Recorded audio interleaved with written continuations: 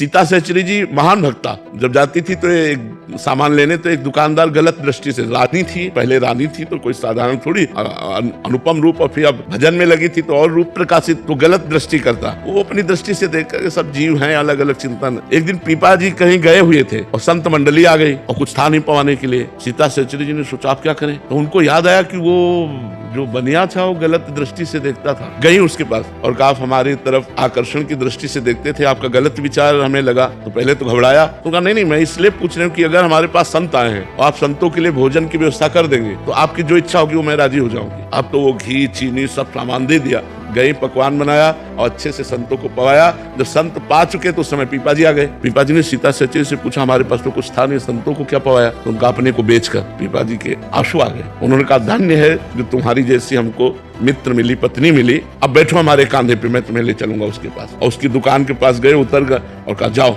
जे ही हो गई तो चरणों में लौट गया और कान पकड़ा और कहा गलती पड़ी, कभी हम ऐसी गलती दृष्टि से आपकी तरफ ने, आप जैसे मतलब उसको ज्ञान हो गया क्योंकि उसका अन्न संतों के पेट में गया तो उसकी बुद्धि पवित्र हो गई। वो चरणों में गिरा और कहा माता आप कभी ऐसे हो। ऐसे ऐसे चरित्र आते हैं भक्तों की, मतलब होश उड़ जाए। वो भक्तों को जितना प्यार किया संतों ने उतना भगवान को भी नहीं किया।